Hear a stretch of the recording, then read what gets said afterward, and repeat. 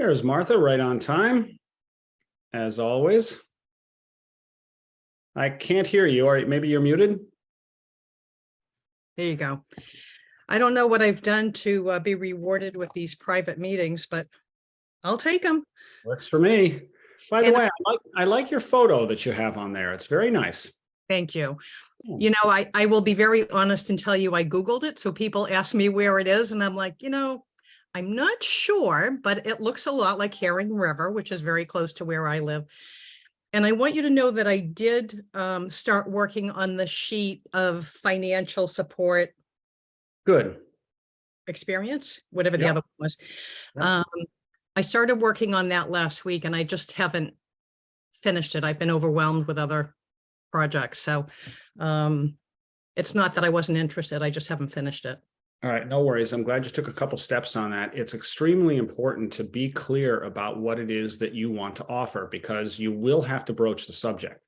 And we've seen too many failed relationships because they weren't clear in the beginning about what it is we're signing up for. We call these early conversations before you bring somebody onto the team, the contracting conversation. And, many real estate agents and others are quite comfortable with that term or that idea. When somebody contracts with you, they sign a contract and you're going to provide certain services. But in a sense, it's the same thing when you bring somebody on your team, right? You're saying, this is what I'm going to provide. This is what you're going to provide. Are we on the same page? Okay, then we're aligned. And so most people never really bring the rigor to that kind of conversation that they might bring to an actual, signing of a contract with a client. So I'm glad you took a couple steps. Keep working on it. Make sure that you're clear in your mind before you have to have these kinds of conversations. Yeah, I will work on it and I will send it to you if that offer still stands. Absolutely. Okay, thank you. My word is my bond. I will absolutely support you with that. So whenever you like, please send it over. Thank you. So today we're going to take the conversation one step further. We're going to talk about identifying where you can find a potential candidate, because everyone has a couple of ideas and they're pretty much the same ideas. And we want to make sure that we're thinking about other possibilities for finding that good person that you might add to your team. And I'm going to think in a general sense today, not just an agent that you might want to bring on, but somebody else. Maybe it's an admin person or an kind of an office type person. Maybe it's a transaction coordinator, somebody else that you may want to bring into the orbit of the business. This also is true for other vendors that you might want to make part of your business. I think that the whole vendor relationship thing is an underutilized type of relationship for so many Compass agents. They have vendors, they give them a lot of business, they use them, but they never really think about them as part of their team, and they never ask for anything back. You probably heard Chirag say before that, if your vendors aren't getting you business, go find another vendor. And overwhelmingly, that's the case. Many of us are happy to work with vendors that we like and that we trust, but we're not expecting anything more of them. And so from my point of view, your business is at the center, think of it as like the hub. But the spokes are the employees, the clients, and the vendors. All these people have an impact on your business.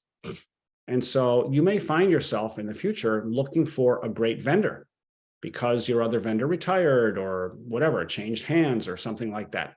And so what we'll talk about today is thinking about how do you bring great potential people into the orbit of your business, regardless of whether they'll be a full-time employee or a contract employee or just a partner or affiliate. So let me ask you, in the past, when you have searched for people to bring into the business, how have you searched for them? I don't think that I've really searched. I think what's happened is because I'm the mentor and coach in my company, I work a lot with newer agents or agents that are newer. And I think it's always just been a feeling, do they feel like they're a good fit? Do I respect the way they work? Do they seem to have good ethics? Do they like to learn? Do we get along well? So it's kind of more of a feeling of what I think of them and how it feels working with them. All right, got it. So you're already exposed to them, right? And you get a chance to work with them to some degree, and you get an understanding of who they are and how they kind of do business through that. Yep, got it. See, in many cases, we recognize we have a need for something in the business, but the people in the business already don't have those skills, or we don't have that person at all. And so we need to find somebody out there. And so today we'll think a little bit about how do we make sure that we're covering the bases so that people out there know who we are and know that we have a need. Because, ideally, when you have a need, you want a good candidate for that need to be there. And many of us, unfortunately, think at the last minute. We don't think about like building relationships throughout the community. We just think of doing our job every day. And then we find ourselves with a need at some point, and we go out and start looking for somebody. When ideally for the business, it would be better to have other people know who we are and know what kinds of things we do and how we do them, so that when the time comes that we need another person, maybe we can call on them to help us find the right person. So let me pull up a few slides, and hopefully there's something on here that you can think about next time you might have a need for something. All right, we're calling this expanding the search. I'm calling it expanding the search because when I talk with agents about how do you find people to come into your business, I almost always get the same answers, very conventional type answers, which I'll show you on the slide here. Okay. So same question as before. Why you? We talked last time about being clear about the value that you might bring to somebody in having them join your particular team. And it was a simple question. Why would any good person want to work with you? That's kind of like a base level for where we want to go today, because you will have to have that conversation with somebody if and when you find them. So when we say you have a need for something, right? You have a need for somebody, you want to kind of bring them onto your team, you have a value prop, you feel pretty good about your ability to talk with somebody, you just don't know who that person is yet. You haven't met that person, that person is out there somewhere, but you don't know where they are. What comes next? Well, you can ask yourself a couple of questions. That is, in thinking about the kind of person you might want to bring onto the team, you have to think about who would care about the things that you have to offer. So you talked about education before, for example. So you said, I work with these younger agents and, I want to see which ones want to learn. If from your point of view, it's important to have somebody on your team who wants to learn, then that's an important thing to find. Okay, I need somebody who wants to learn, which means I'm probably not looking for somebody who's 64 years old and has been in the market for 40 years, right? So Right. we do have to be clear about what it is that we want to offer something to, and who are the people that care about those things. So that's just one example, education. Secondly, where do these people spend their time in their life? If, for example, you said, I want somebody who's relatively younger and is willing to learn the business. Well, where do they spend their time? Maybe they're out at clubs, maybe they're out at bars, maybe they're at the beach, maybe they're part of some volleyball league in town. You have to think about those kinds of things because that's where those people congregate. And remember, not everyone who could be a great contributor to your team already has to be within the field. Right? Sometimes we think we want somebody who's already in the field, who has perfect knowledge, perfect experience, and perfect skills. But that's not always necessary. There could be a great person who's just getting into the field or is just thinking about getting into the field. You may have a person who's a neighbor of yours who's an absolutely killer person to join on your team. They're 24 years old and they just haven't gotten into real estate yet. But you never knew if you asked them, maybe they turn out to be the best hire you ever made. And then the third question is, who else knows these people? So you may not know them, they may not be part of your regular circles, but somebody else does. Maybe it's a local college, for example, or maybe it's some kind of a club or something like that. So you can ask yourself a couple of questions like, who are the people I'm talking about here and where do I find them? Now, if I ask you, how do we actually locate people that we think we might want to bring onto the team? We get the same conventional answers over and over again. There's nothing wrong with them. They're just conventional. Oh, I ask around other agents to find out some agent out there who is looking to join a new team.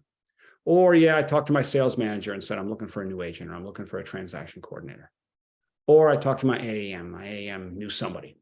Nothing wrong with covering these bases, but there's a whole lot more that we can think about in terms of bringing people who might be valuable to us into the orbit of our business. Here's a whole bunch of them. If we want to expand our efforts to find a potential partner, there's a whole lot of things we could do. Vendors, absolutely. If you never ask a vendor, you never let your vendors know that you're looking for this kind of person or that kind of person, you're missing an opportunity. Because that same lawyer who works with you may work with other lawyers, or may work with other agents. Someone else on the call, Lorraine? Yeah, okay, good, thank you. That vendor that you work with, whether it's an escrow person or whoever it might be, they probably know other agents, they probably know other teams, and you never know who they know. If they're active in the real estate field, even if they're a lawyer or somebody else, they may know of somebody. And so one of the things that you'll want to make sure you do is let the vendors know that this is the kind of person that I'm looking for. Someone with these kinds of skills, this kind of personality, this kind of experience. It's a greatly overlooked thing that's right in front of us. Second, connect with the connectors. Connect with the connectors is a concept that was developed by Joe Girard. You know Joe Girard? You ever hear about him? No, I haven't. Joe Girard is arguably the greatest salesman in the history of selling in America. He was a guy who he's in the Guinness Book of World Records as the best car salesman in American history. If you think of the thousands of dealers and the thousands of salespeople working at car dealerships for literally the last 100 years in America, no one has sold more cars than Joe Girard. In fact, the record is over 1,400 cars in 1 year in the 1970s. That was his record. Now, I did the math. He had to sell that many cars. If he worked 5 days a week for 49 weeks of the year, we'll give him 3 weeks off. That comes to 6 sales per day, every day for a whole year. He closes 6 deals every single day in every 8-hour shift. Now, what makes it possible for somebody to have 6 closings in 1 day in 8 hours, every single day, 5 days a week for a whole year? It's an incredible achievement. Now, I don't mean to say that selling a car is equal to selling a house. Obviously, there's a longer process and all, but it's still the same. You need to get the client in the first place. You need to understand their needs and interests. You need to show them the options. You need to help them make the choice. You need to close the deal. And this is a guy who closed. How do you even close 6 deals in 8 hours? It's like every hour another person walks in and they just sign the paperwork and they walk out.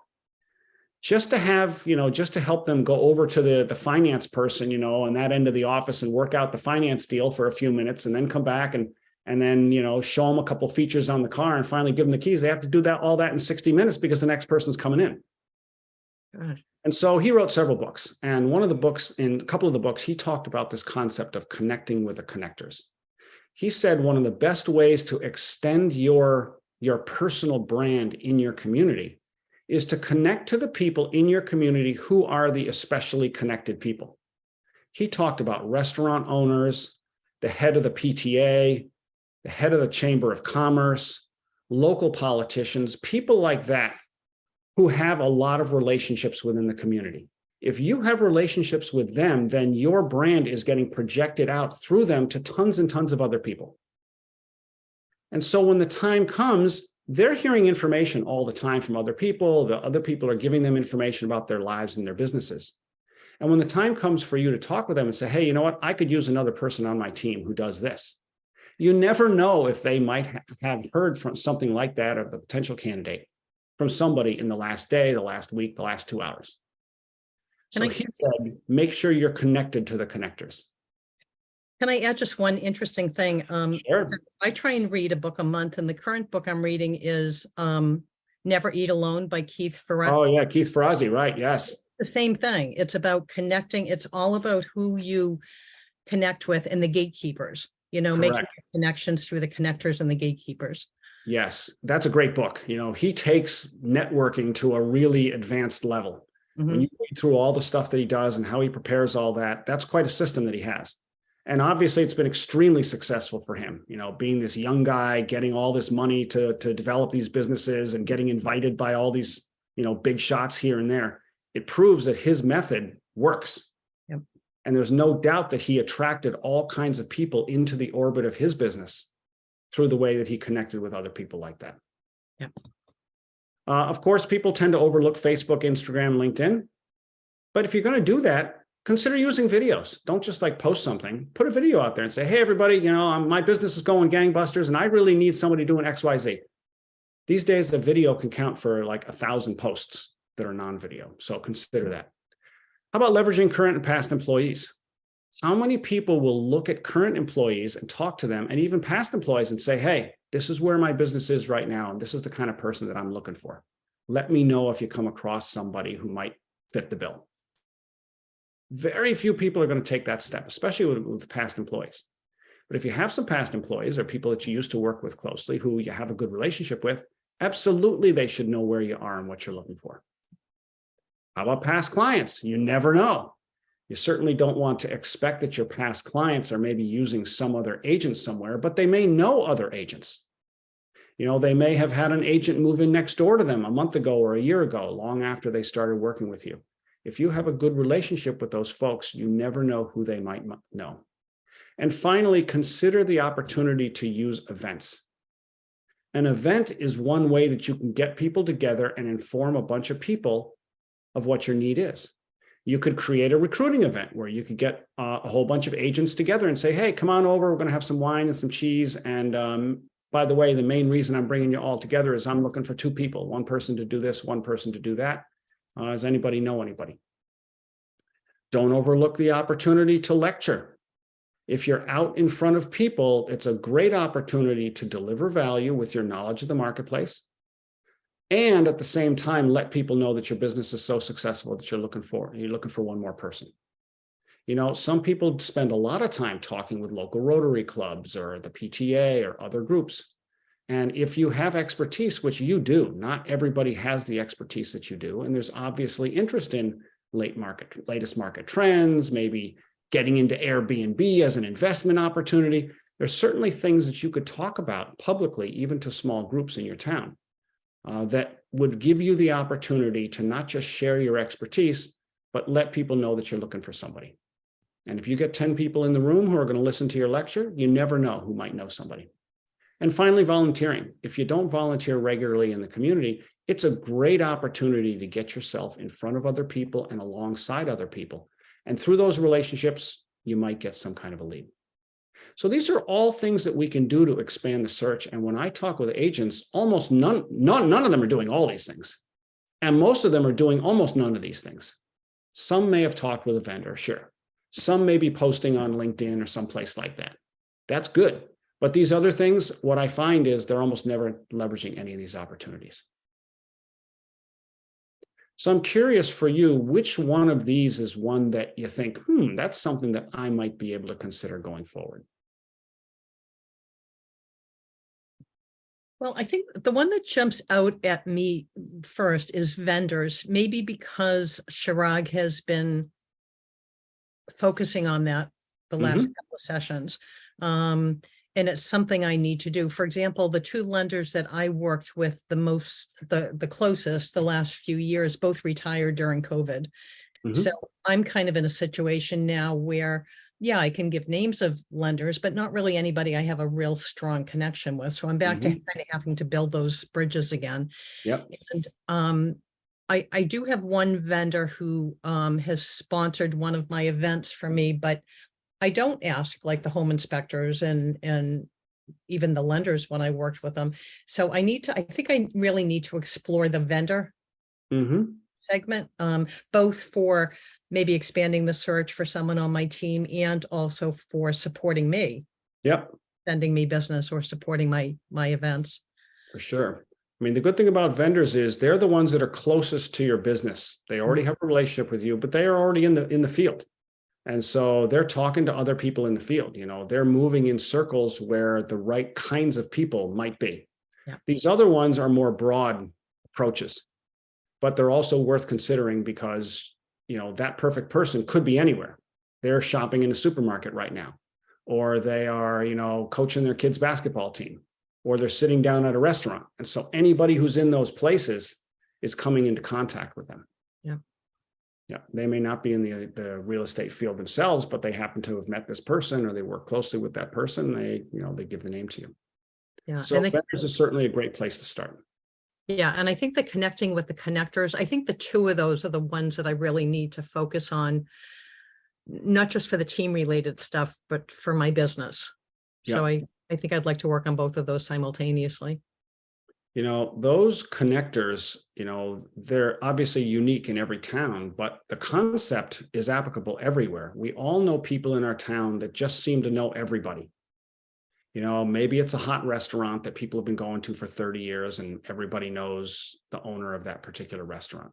Mhm. Or maybe it is a politician who's just been on the town council for 20 years and just seems to know everybody. Or maybe it's somebody who's been active in the Chamber of Commerce for a number of years. Maybe he was the president of it 3 years ago, but has been on it for 30 years and has spearheaded the cleanup of the sidewalks or whatever. So many of these people exist everywhere. They're the people that just seem to love connecting with people. They just seem to know everybody, and they're really committed to their communities. And any one of them could be that person who's standing right next to the person you want. Yep. Yeah. So if we're thinking ahead for our business, we're developing those relationships now so that whenever the time comes, those people are thinking of us in terms of referrals. But by the same token, when we have a particular need, we can mention to that person, and that person has an ongoing relationship with us that may make the difference between them suggesting a possibility versus not. If we were to go in cold and just say, hey, I'm an agent in town, you don't know me, but I come to your restaurant once in a while, they may not feel any interest or obligation to support you. Right. But if it's somebody you've known for 3 years, you've had that relationship from time to time, they may. Well, it's kind of like getting a referral. If you Correct. Right. Yep. You have a little bit of a leg up. It's not a sure thing, but you already have a connection. Correct. Yeah.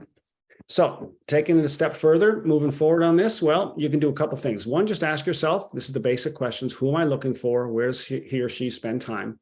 And who's likely to know that person? That's from the earlier slide. And then from the later slide, make a list of potential contacts beyond Compass.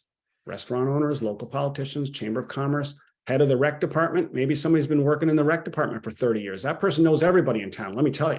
Because all those kids have been through the baseball league and the softball league and the basketball league and the volleyball league and all those things. That person knows everybody in town, right? If we are a little creative, we can think about who these people are. And some of them may be amenable to this kind of a relationship with you, who knows? And then third, once you identify who those people are, make a short list of 2, 3, 4 people and start a relationship. Do something that establishes a relationship with them.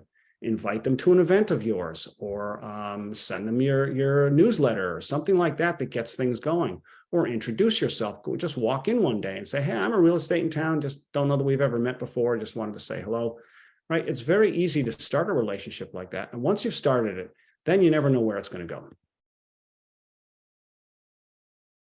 So going from 0 to 1 here is not that difficult.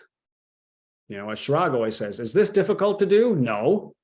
It's really just a matter of kind of thinking thoughtfully through what it is you think might have some value for you down the line and starting the process. And you may not need more than 2 or 3 people. It's not like you need to do all those steps and connect with all the connectors.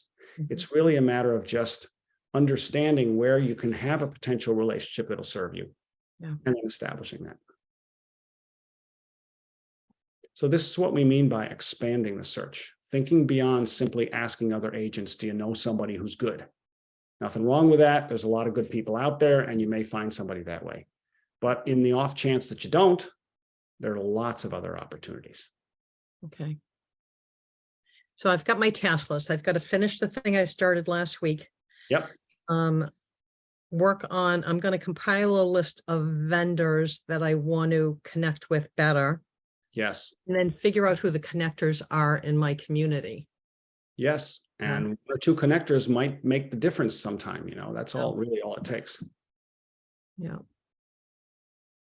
Okay. Lorraine, I'm just going to ask you, I'm not sure if you're listening or not. I can't see you, but if you are and you have a question, now's the time to ask. Do you have one?